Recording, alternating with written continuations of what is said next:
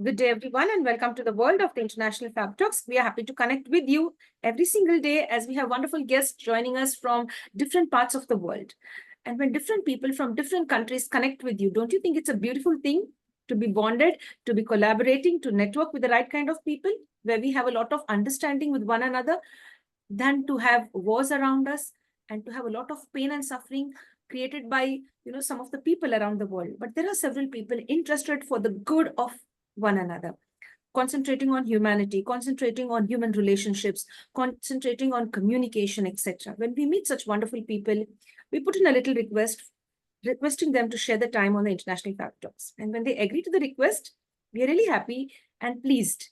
And today we are really happy and honored to have the wonderful presence of a special celebrity. May I now introduce our special guest for today? She is none other than Petrina Eger, joining us all the way from Minnesota, USA.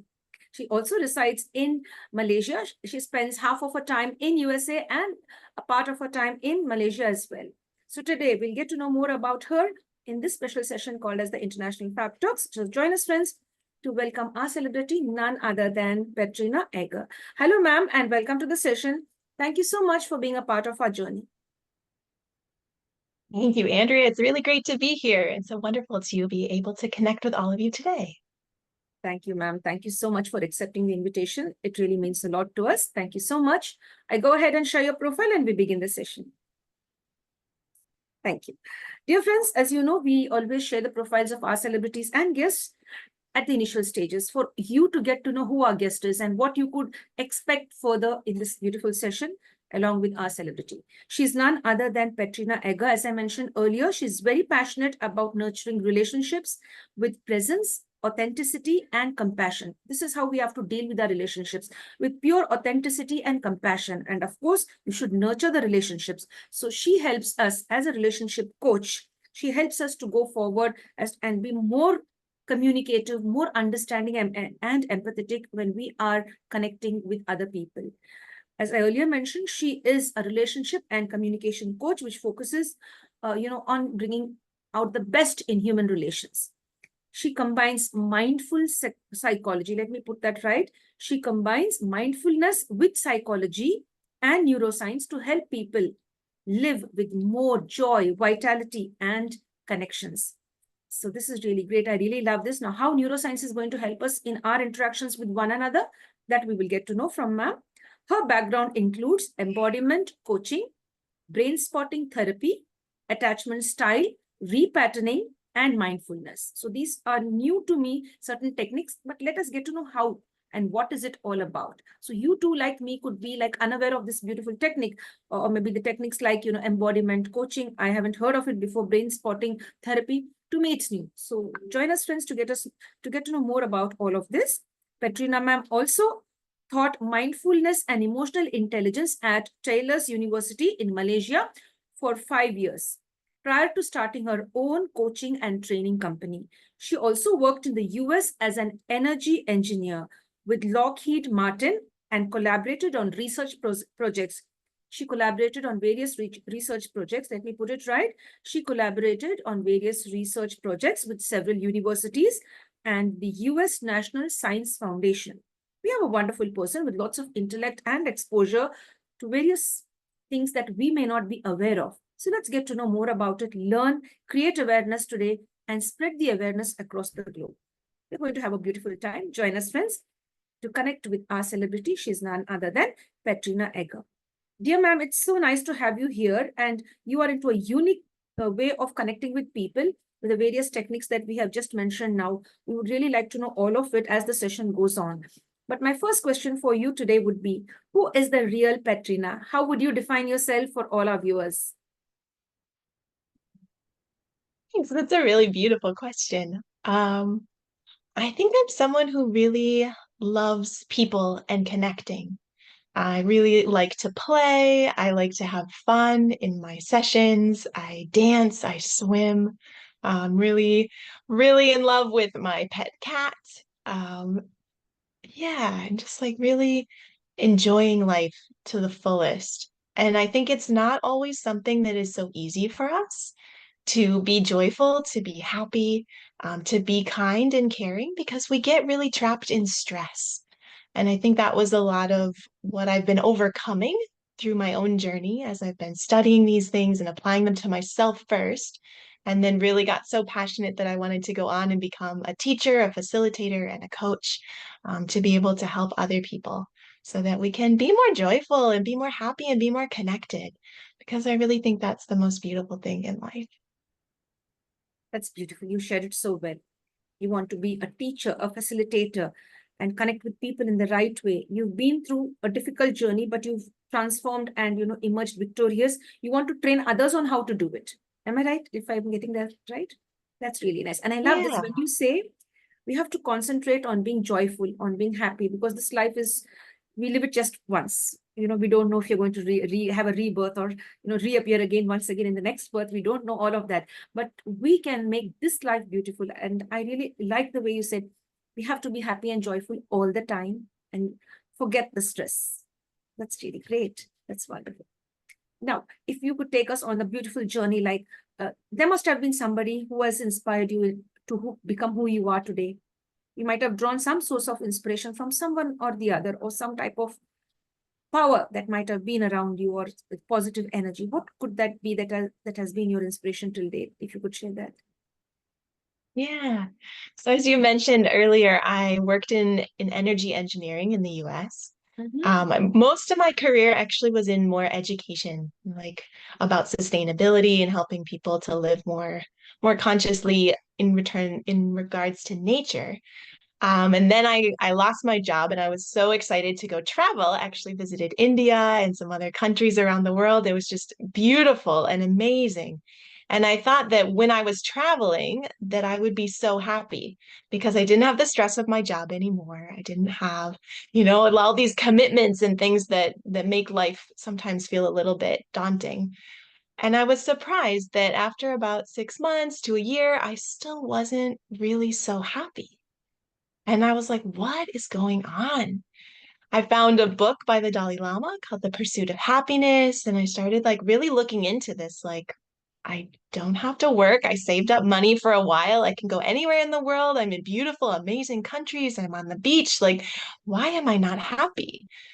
And I met a German guy that was living abroad and traveling one evening. And we just got into a conversation about happiness and the meaning of life. And he said to me, wherever you go, you are always with yourself. And I was just kind of like, I was like, oh my God, I am the problem here.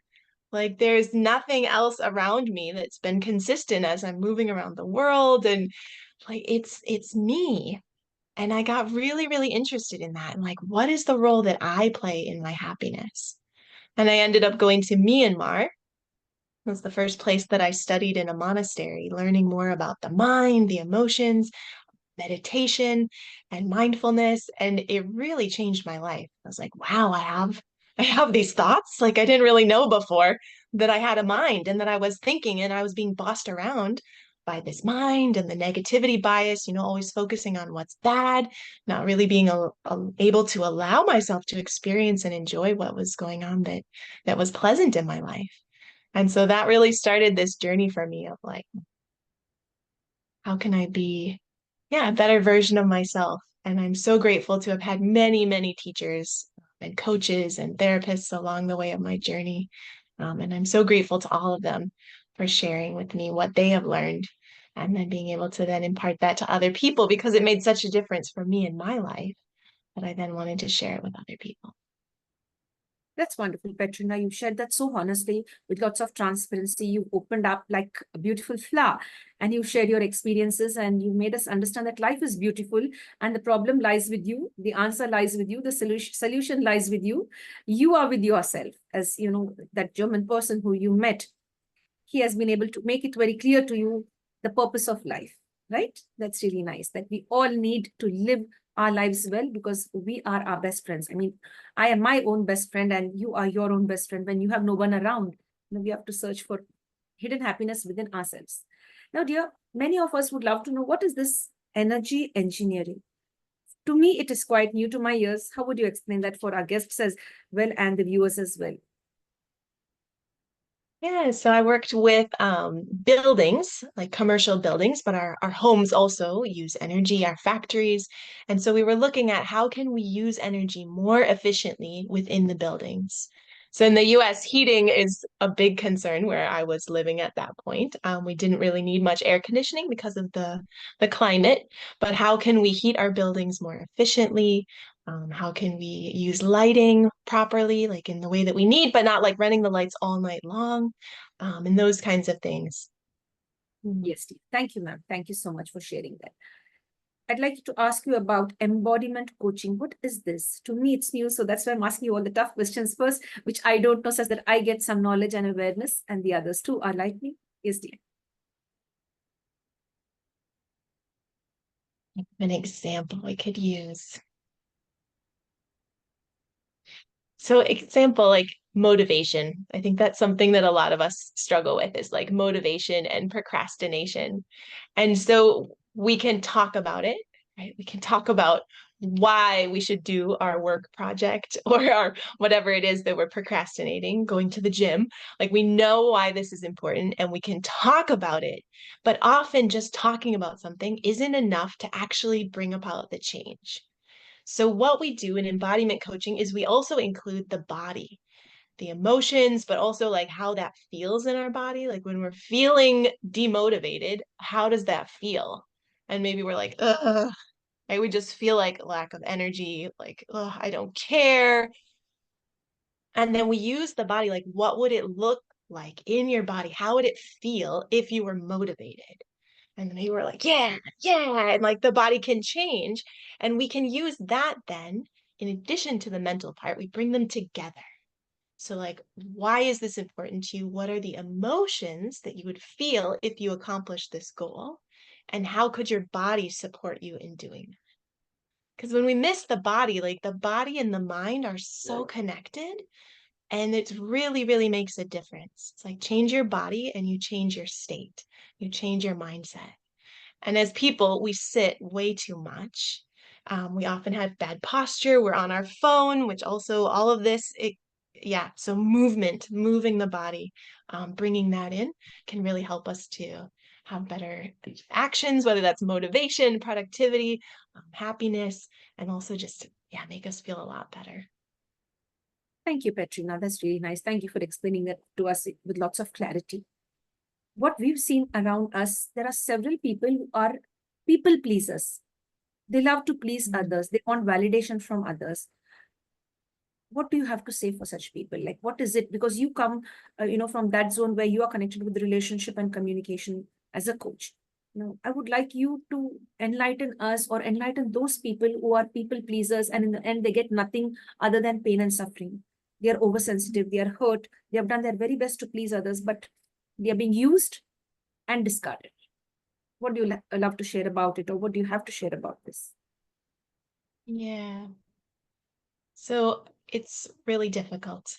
And I think that it's really, really important that we have compassion for ourselves first.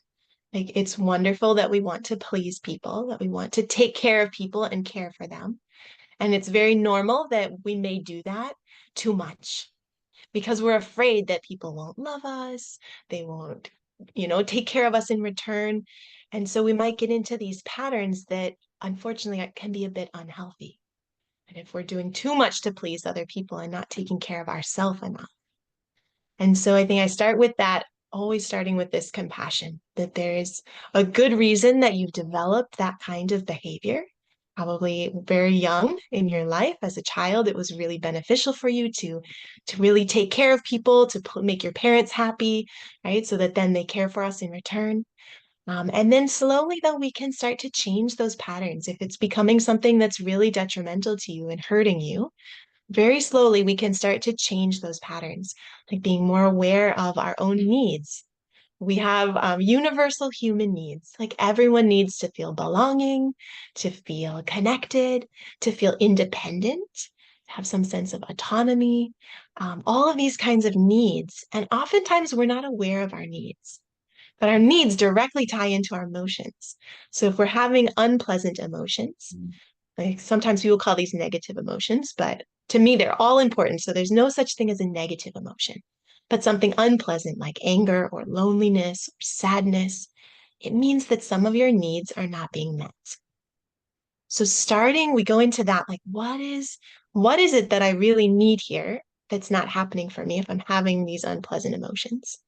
And then we start to work through the communication part, right? How can we communicate that more to the people around us so that we can work together in a more beneficial way, that our needs are being met and their needs are being met, which will help our well-being and also improve those relationships. Thank you, Petrina. That's really great. Thank you very much for sharing that. Would you like to take us down memory lane and share some of your childhood memories? What kind of a girl was little Petrina? Was she very shy, talkative, naughty?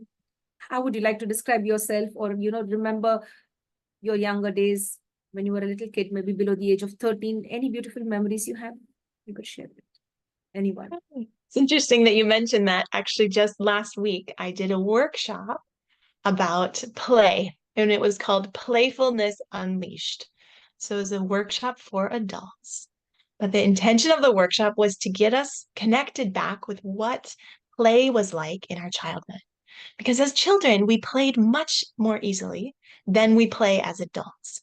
But play is so important for us throughout our life. It boosts our happiness, it prevents burnout, counters stress, and it can also help us to really find more passion and enjoyment in our work and help us get into flow state. You know, that like space where you're just working effortlessly, you lose track of time, you're just having so much fun with your projects and your work. And so we explored these things in this workshop. And one of the ways we did that was by reflecting. We did a reflection exercise where we went back to our favorite childhood game. And so I grew up in the forest and I loved playing outside. And I would play with my sisters and we would go around and we would collect like acorns and sticks and pine cones and all these things. And we would pretend like we were little squirrels. Or sometimes we would pretend like we were a witch and we were going to make a potion with all of these things that we found.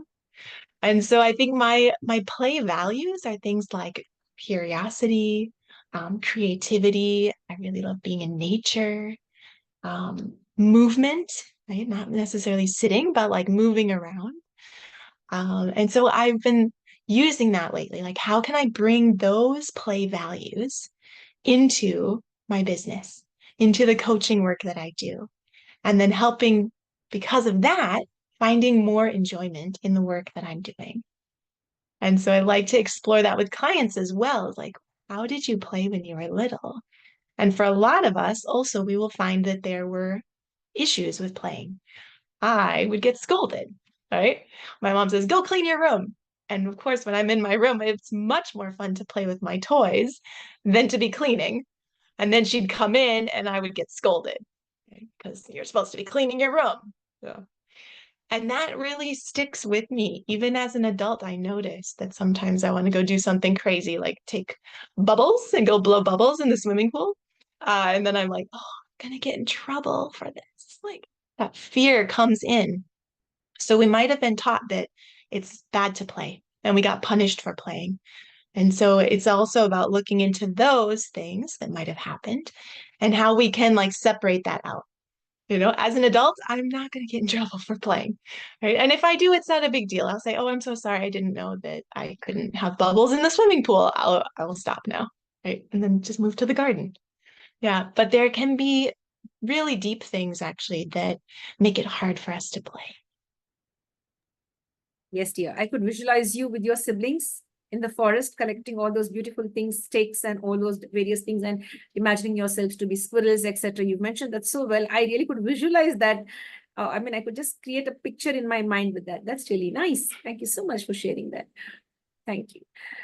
Most of the adults who suffer now in one way or the other with regard to their thought process and their thinking patterns, they somehow connected with childhood trauma, if I'm not mistaken. So what is the best way to overcome childhood trauma? Like if you could help us or you could give us a tip or two for those people who are suffering from childhood trauma. Yeah, I think a lot of us have childhood trauma or adverse childhood effects. That, you know, like affect the way that we show up even as adults and especially into our relationships. And that's what I'm also really passionate about. I don't think that there's one perfect way for everyone. And I myself tried a couple different therapists before, and coaches, therapists and coaches, before I found people that I really resonated with and could do the most healing on myself. Um, One thing that I really loved was the attachment style work. So if you're aware, like our relationships are really, really driven by how we interacted with people when we were babies, especially our caregivers. That's our parents, or if there was someone else taking care of us. Um, and if those relationships had issues with abandonment, maybe we were left or we felt like we were left, babies who end up in ICU units because of health issues. There's this severing between the mother and the baby. Those can have really long-lasting effects on us, even into adulthood. And so when we're doing the attachment style work, we can look into what are relationship patterns that are showing up now. And then if needed, we can go into the past and kind of look for the wound, like what happened in the past. What was the moment when, as a little one, your needs were not met? And then we work on healing that and fixing that, so that that isn't still dragging into our adulthood. Yes, dear ma'am. Thank you for sharing that. That was really great. We now know what is this called as, like this term called as brain spotting therapy. To me, it's new, so I would like you to help me and our viewers as well. Yeah. Oh my gosh. It's another one of my favorite things. It's been really, really transformative for me and for lots of my clients. Um, so when we're little also, we have the limbic system of our brain, which is where a lot of our emotional memories are stored. And our eyes are really close to our limbic system. So what they realized is that when we use eye position, if you've ever watched somebody tell a story, and when they're trying to remember what happened, they keep looking in a certain direction. So our eyes are linked to our memories through our limbic system. So what we do in brain spotting is that we use that to help us tap in deeper into whatever issue the client wants to work on, whether that's anxiety. I have done a session for motivation. I've worked with people that have relationship issues. You know, hey, when we have a conflict, my partner just shuts down. He won't talk to me. And I just freak out. Like, I don't know what to do. So I've done many different things with the brain spotting, but it can help us to work through whatever is going on in the limbic system and in our body, and also can go all the way back into those other memories that we might have forgotten about. But it helps us do it without talking, which I think is really beneficial because sometimes talking about things can just kind of be traumatic again. I did a session with a woman about her relationship with her mom. And she said at the end, she's like, oh my gosh, if this was talk therapy, I would be so triggered right now because I don't like talking about my mom for an hour. And I've done therapy on this for 10 years. And this session that we did together, like I feel so empowered right now. I feel so, connected to myself. And so it's a really different way of approaching healing than just by talk therapy kind of way. Yes, dear. Thank you so much for sharing that. Thank you very much. We have people who are, angry with their parents. Like as you've just mentioned, one example about a girl's. If this is talk therapy, that triggers me, that brings back negative memories and I'm not happy with it. Now, the best way to overcome all this aggressive behavior or maybe hatred towards our own parents, who have hurt us intentionally, unintentionally, we don't know. Now, how or what is the easiest way to forgive our own parents who have been bad to us when we were children? Or even now, there are certain parents who are narcissists, and they take advantage of their children. In what way could we save, ourselves from people like who have this narcissistic tendency? Like to share. Yeah. Yeah, it's a good question. I mean, it's very hard. We have anger and we want to forgive. And so coming to taking care of ourselves first, right? Like noticing that like this is really difficult for me, like as the one who's been injured here, the one who's suffering, that this is a hard thing and, and that it hurts. And then I think we can work on going more into whatever happened and bringing in, I like to bring in again the compassion for the parent.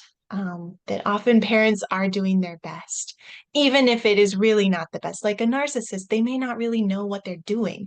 They don't have awareness of all of these things, and that they're also suffering.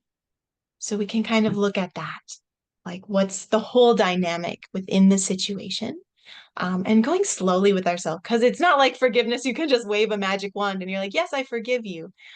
Sometimes it's really, really deep, and sometimes we may not be able to fully forgive, and that's also okay. Yes, dear. Thank you for sharing that. Thank you very much. Now, you've been traveling to several parts of the world, into different countries. You've enjoyed the traveling experience. What have you learned while you travel around and meet different people? What are the different experiences that has made you a better person? Like, if I could simply put it in one line, what have you learned from all the traveling experiences? If you could sum that up for us in a nice, uh, you know, short way for us. Hmm. I think to be open-minded and curious, non-judgmental. Do you want me to explain a little more? Yes, please. That would be my one line. And then, like, why I say that is because when I was traveling, you learn that, like, the way you see the world is not the way that other people see the world. And so, learning that, like, because so often we kind of are like black and white, you know? And so, learning about other people and other ways that they do things, like with that curiosity, not going, this is wrong or this is right, but just being curious about that. And then I think also seeing the similarities, like everyone wants to be happy and no one wants to suffer. And often we go about this the wrong way. We think money and power and beautiful possessions and an attractive partner. Like we think all these things are what happiness is, when actually there can be other things that might bring us a greater sense of satisfaction in our life, and that we can see that across the world, that everybody gets confused and everybody hurts other people, whether it seems intentional or unintentional, but these common things that all humans have. And I really think that's such a beautiful thing if we can bring in that openness and curiosity. Well answered, Petrina. You've said that when you travel, you get to very observant. You observe people in the right way, and you get to know how they also behave, how they talk, what they need. I mean, in the end, we come to know that it's happiness.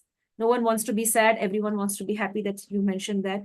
And then we personally learn to become non-judgmental when we view people, how they behave, how they talk, what do they, perceive things, like as you said, like, the world appears to me in one way. I view the world in one way, and another person in his or her own way. So, like, you have to be accepting others to with regard to their thought process or their point of view in life. It's not only me. It is like you could say we. So we all have to include ourselves in the right way and connect with people. So that's really nice. I really like that. So I think traveling is one of the best things that you could do to overcome lots of stress and sadness. You can go and see the world and transform your lives. That's really nice, because I too experience that when I travel. I get to observe people a lot, watching them, how they behave, how they talk, what is the pain and suffering they're undergoing. It's something similar to what we are going. We think that he or she may be in, we have this assumption. So I just want to concentrate on this. Now, there are several people, my dear, who focus on assuming things and think everything goes haywire. They don't focus on the truth. They focus on assumptions, or they are deep into assuming various things. What is the tip that you could give as a relationship and a communication coach with regard to assumptions? That is, in my view, it is a disaster. What about you? Because you are a pro in that. How would you define that for us and explain it? That's such a great point. And I think part of it is our self-awareness of noticing when we make assumptions. That's the first thing. Because if we don't know, we don't know. So you can ask yourself, like, what am I assuming here? Like, what am I believing is true? And then if you catch yourself assuming something, double check. You know? Actually, just this morning, my dad mentioned my sister was coming. I assumed she was going to work. right? And then it turns out it's a holiday, which I totally forgot about. I work whatever day it is. And I was like, shoot, oh, you wanted to have a big breakfast together. Like, oh no. Right. So checking those assumptions when we realize that we're making them. But sometimes we don't notice. So that really is that first part. Um, and then checking with people. And it's a really good practice to check. I was at a meeting one day about communication. And as we were introducing ourselves, we made an assumption about the person on our left. Right. So I said, I'm Petrina. And I assume that I think this person, is easygoing. I think this person is like really thoughtful, or I think that they're into sports. Whatever assumptions you have. And then we went around the circle and we said, is that true? What people assumed about you? Half of us were wrong. And we were just going on a first impression, also based on the person's appearance. So getting curious about what am I thinking is true right now? And then giving yourself an opportunity to double check. Yes, dear. Thank you so much. So, dear friends, you have to double check. Do not assume things, cross check the facts, and then you could take any decision that you want. But otherwise, just don't dive in and assume things and create chaos for yourselves and for others. Petrina, I'd love to ask you about this trust issues. There are several people, including me, we all have trust issues. I really can't trust anyone that easily. I openly accept that. So I am scared. If I trust XYZ, it could be just anybody. In my view, that they may hurt me in one way or the other, or take advantage of me in one way or the other. So I'm very, very cautious. It's not only me. There are several people across the world who have trust issues, either be it with siblings, with friends, with your partners, or maybe with your children, whatever. I have trust issues. So I would like you to share, the best way to overcome trust issues and start trusting people, the right kind of people, how to identify the right kind of people in our lives. Over to you. I also have trust issues. I think most of us have trust issues. And remembering that it's not always a bad thing. So again, I always start everything with compassion. Like there is a really good reason that we don't trust people. Evolutionarily, our brain and our body are trying to make sure that we stay alive. People are dangerous, right? So there's parts of us that is always assessing people, strangers, family members, right? Do they look angry today? Angry can be dangerous, right? This person is really big. Physically, they are stronger than me. This could be dangerous. So that there is a good reason that this is going on. And then I really like to make friends with my emotions. So make friends with the part of me that is feeling afraid and checking in like, ooh, what do I need here to feel safe? So first of all, is this potentially dangerous? And I just want to not say hello to the larger stranger that I'm passing on the street because it's not really important for me to say hello. Maybe it's not a good idea, right? We might get into a conversation and right. So using that wisdom. Right? And then sometimes, like very in situations where we'd like to be less afraid, don't think there's one easy way to do this. But working with things that have happened in the past that have caused us to be untrusting, right? People break our trust. And that teaches us that it's not safe. And so there's wisdom in going slowly. Like we don't want to suddenly drop all of our walls and just be like, I trust everybody, have my bank account number, right? Which of course that's a silly example, but right, to be wise, cautious, wise, but to slowly be able to trust people. I saw a friend just recently and he's like, you know what? I think I'm going to try to hold back in my next romantic relationship and not get emotionally involved for a longer period of time until I actually know this person, until I really have proof that I can trust them because we've built this like good relationship and communication together. Whereas in the past, like he's probably jumped into romantic relationships where he trusts too quickly before he really knows who that person is and before they've had any commitment to each other to making the relationship work and then gotten hurt. Yes, Steve. So Thank you. unfortunately, I'm sorry, there's no super easy answer on that because it's a very complicated thing. But definitely we can slowly work on on our trust issues by going as also into the past, what's happened before, and connecting more to ourselves. I think that's been a really big thing for me. There's practices that I do with clients where I have them say something that's not true. So I could tell you, my name is Sam. My name is Petrina. So when I say something that's untrue, what happens in my body? So I feel kind of like a tightening in my stomach when I say something that's not true, or maybe something happens in your chest or your jaw gets a bit tight. What happens when you say something that's true? What happens in your body? Often there's a bit of a relaxing somewhere. And so we can use this to try to help us like understand what's going on in our body. Because sometimes our body says no and we do something anyways. Right? And then we're not trusting that intuition, we're not honoring those emotions. So by getting more in touch with that, there have been people that I have not spoken to for many months because my body said, hey, sorry, they hurt me so badly in the past that it's not safe for me to talk to them right now. And so sometimes like this, I'm like, okay, yeah, that was really, really painful situation. And so we need to just take a little bit of space and a little bit of a break. And Yes. this is not saying like cut people out forever. If not, like if I need to, yes, we can always do that, but not using that as the easy out. If we can slowly work back into a trust with communication, then that can be like a slow, Thank you. beautiful process. Yeah. Thank you, Petrina. Thank you very much.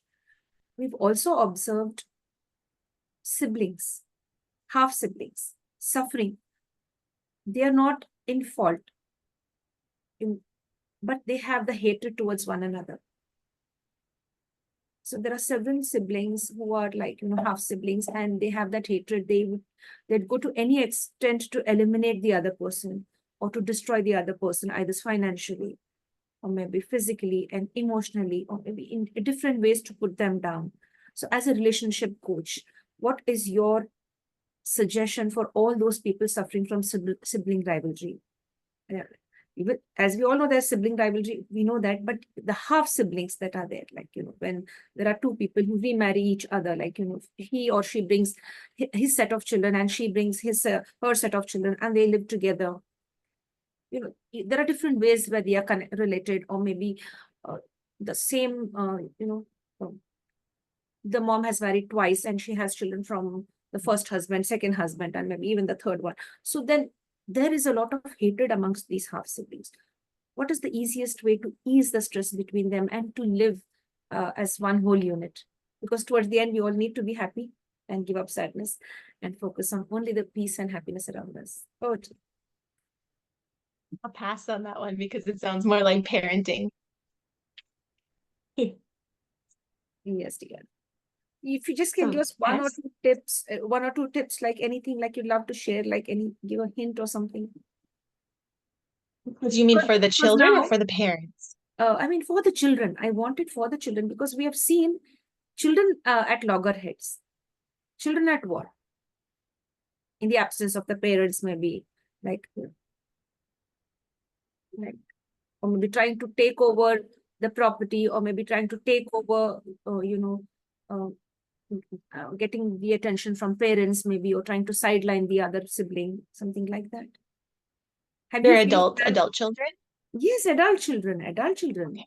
Yeah, once they are adults, only they show this. When they are small, we can forgive them. But once they become adults and they show such thing, this behavior of like trying to put the other sibling down, wanting to hurt them intentionally or unintentionally. Mostly it's intentionally, like, they have that jealousy feeling that he or she is better than me, or they are being favored by our parents. Yeah. Okay. So only person that you really have control over is yourself. Wow. And so always starting with ourself first. So if you're in one of these situations, knowing that this really sucks, like this is a horrible situation that you're going through. And I think connecting back to yourself, to those emotions, which of course are painful emotions, like unpleasant emotions. And what we tend to do when we have emotions like this is that we push them away. And we suppress our emotions. We don't want to feel that anger. We don't want to feel that sadness or that feeling of betrayal, like you're my sister and this is how you're treating me. But allowing ourselves to feel those emotions.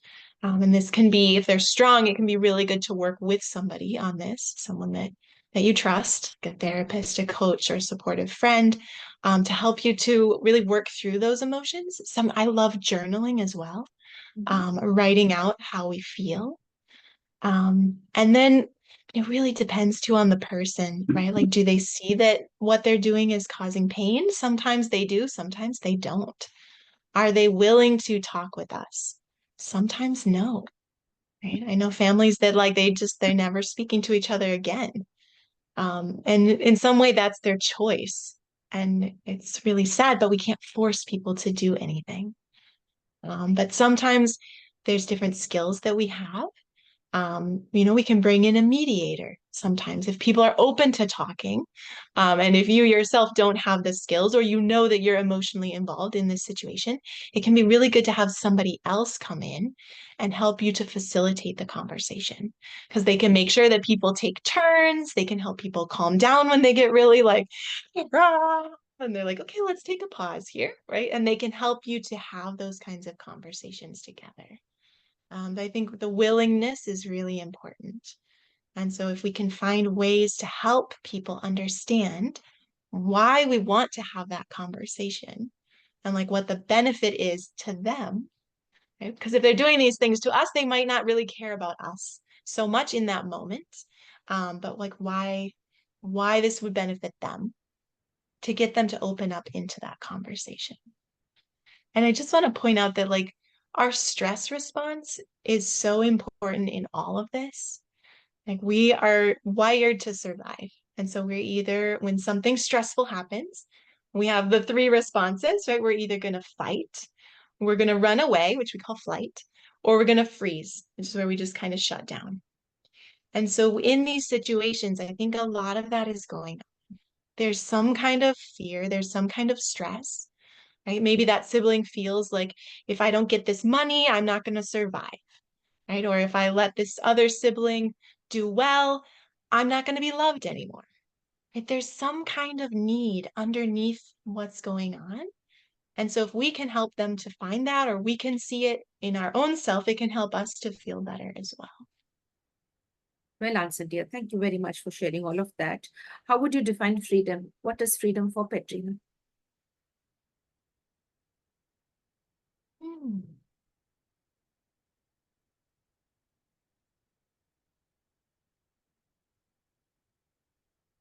Hmm. I don't know. What comes to your mind when I say freedom? How would you define that for yourself?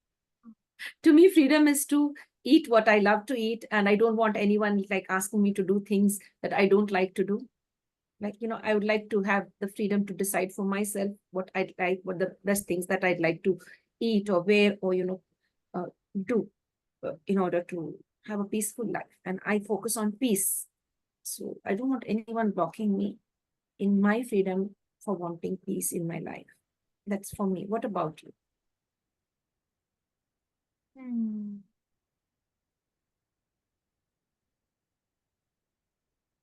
I mean, like people, like sometimes they say, like, if you could have any superpower, what would you want? And some people say, like, I want to fly, or I want to be invisible, or I want to read people's minds. And I'm like, no, I would just like peace. Like, our mind is always thinking. It's always thinking. And that's just what it does. Like, that's its job. But for me, I would love to not have, like, sometimes we look at that like as enlightenment, right? Like in Buddhist tradition or some other religions. And I think that would be freedom, like to, and it's not a superpower because I'm not actually hoping to get that superpower necessarily, but freedom would be like in my life to not be worried about my thoughts. Like when the voice is going, "You're not good enough, you can't do this," I'm like, "Oh, hello, love." Like goodbye. Like or stay here. I don't really mind. Like do what you want to do, but I'm gonna carry on my life. Like that's freedom. I'm not being controlled by that thought, by that negative voice, by those, yeah, feelings of unworthiness. This is a huge one. So many of us have that, right? Like I'm not good enough. I can't do this. I'm not deeply lovable, right? Like we have those things and they keep us down and they often are in our body, presenting as tension. This is sometimes why we get chronic pain, right? People have backaches or migraines. This can also be from these emotional patterns. So I think to me, yeah, freedom is like not being so worried about my thoughts, being so loving and kind to my emotions that they don't really get me down. Like I walk around with my loneliness and my anxiety and like they're here and they're my little buddies keeping me safe and I'm not being controlled by them anymore. Yes, dear. Thank you for sharing that. Thank you so much. If we may now ask you, how do we have a wonderful relationship with the environment? Like how we communicate our thoughts and views with one another and save the environment. What is the role of every single individual on this earth, to have a good relationship with the environment, or maybe you could say with nature, or protect biodiversity, if I could put that. So if you could share it from your end, apart from being good to one another as human beings, we are also responsible for having a very good and solid relationship with our environment and protect the universe in the right way. Over to you to share your thoughts.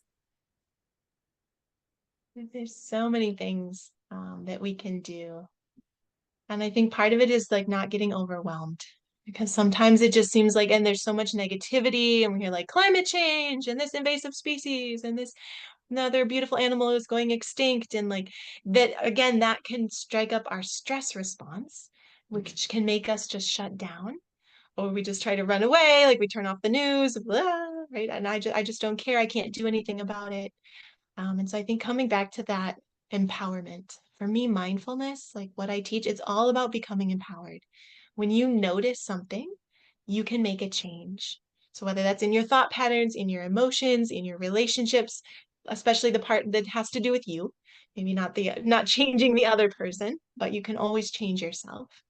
And so with our connection with nature, also finding that same sense of empowerment of like, I can do something about this and the way that you show up then has a ripple effect and helps other people.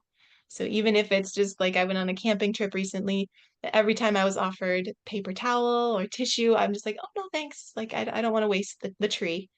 And by the end of the trip, my friends were noticing, like, hey, I really like that you are so conscious of, not wasting paper products. So to me, it's something small, but that can ripple out, and then other people also start using less tissues and so I think finding what works for you. Not using this as another thing to stress out about, not using it as another thing to be self-critical about. Oh, I suck. I used the electricity last night for the air conditioning because it was so hot. Like not to do that, but just knowing that we're taking some action, right? Something that feels good to you.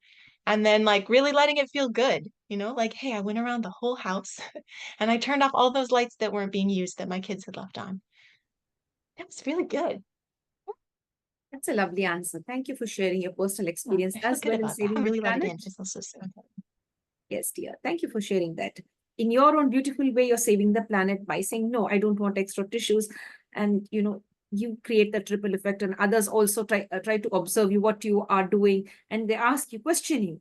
And they know that you're doing something good. And I hope somewhere deep down, they will be also triggered to save the environment in their own way. I really love this answer. Although it is a very small one, but still, it really makes a difference. That's very true. One last question, dear. There are many people in the world who don't speak against abuse. They are silent.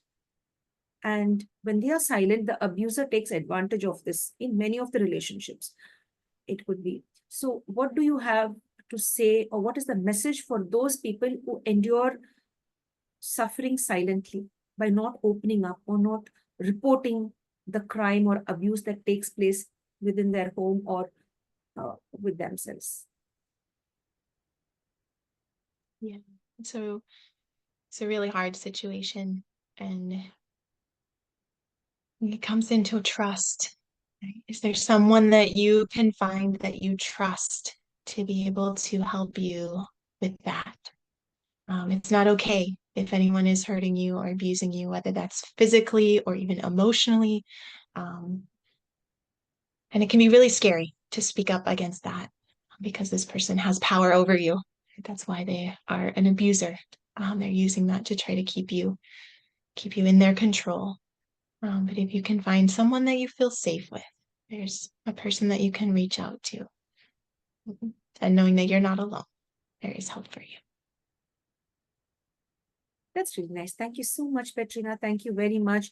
Is there anything else that you would love to answer or share with the people around the world that I haven't asked you or haven't touched upon that topic? If you'd love to share something from your end before we sum up, you're free to share that. Yeah, just thank you, friends, for joining, for tuning in.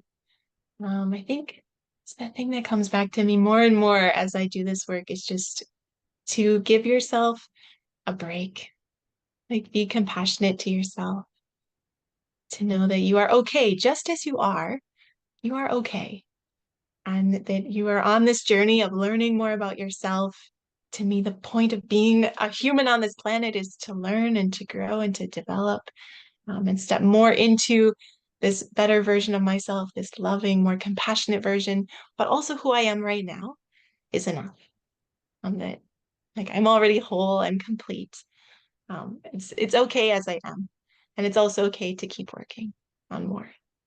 Wow, I just love this. I just love this.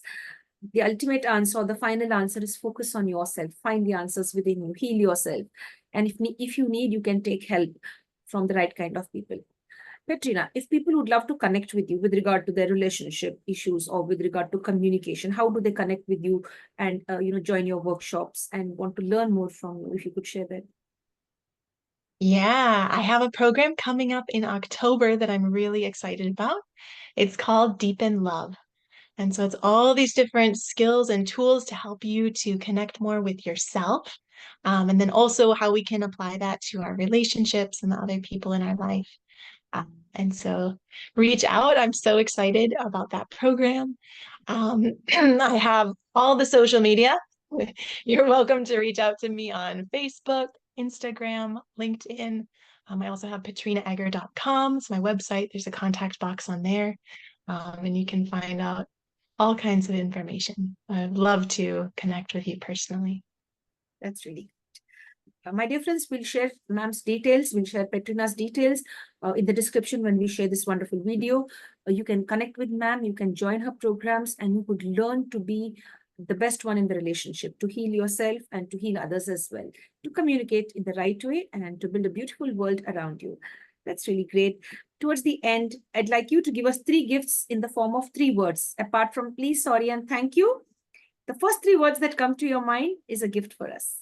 Over to you. Any 3 positive words.